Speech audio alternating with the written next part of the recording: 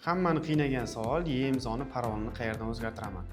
Avvallari bunga May soliq.uz saytida yechim bor edi, ya'ni u joyga kirib parolni bemalol o'zgartirib olishimiz mumkin edi. Lekin yaqindagi o'zgarishlardan keyin nimagadir bu imkoniyatni olib tashlashdi va bunga endi e-imzoni o'zi yechim beradi. Har qanday e-imzosi bor kompyuterni o'ng pastki burchagida e-imzo ikonkasi chiqib turadi. Ana shu ikonkaga sichqonchani o'ng tugmasini bosish orqali kirib olishimiz kerak va bu yerda prefix file bo'limi bor. Bu yerdan izmenit parolni tanlab olamiz, kirib olamiz.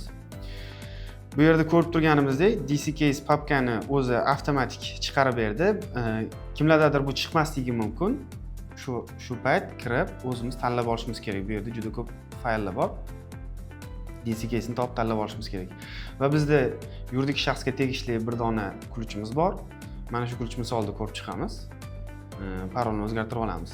Hop, open. Va bu yerda aytayapti, agarda seni ключlaringni kopiyasi boshqa bir qurilmada mavjud bo'lsa, sen o'zingdagini o'zgartirish kifoya qilmaydi. Undagini ham alohida o'zgartirishing kerak degan ma'noda yozuv chiqadi. Hop, okey. Bu yerdan eski parolimizni, ya'ni almashtirmoqchi bo'lgan parolimizni birinchi terib olamiz. Va keyin qaysi parolga almashtirmoqchimiz, o'shani terib olamiz. Misol uchun 1-2-3 ga almashtiramiz. Yana takrorla deyapti. O'sha yangi qo'ygan parolingni 1-2-3. Okey. Ana endi tekshirib olamiz. Dedox.uz orqali. Xo'p, mana boyagi almashtirgan yuridik shaxsimizning ключi.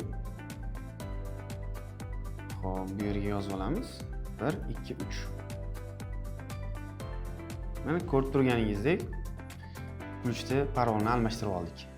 Ancha vaqt davom etgan pauzadan keyin sizlarga bundanda ajoyib va foydali videolar chiqarishni rejalashtirganmiz. Shuning uchun bizni kuzatishda davom eting.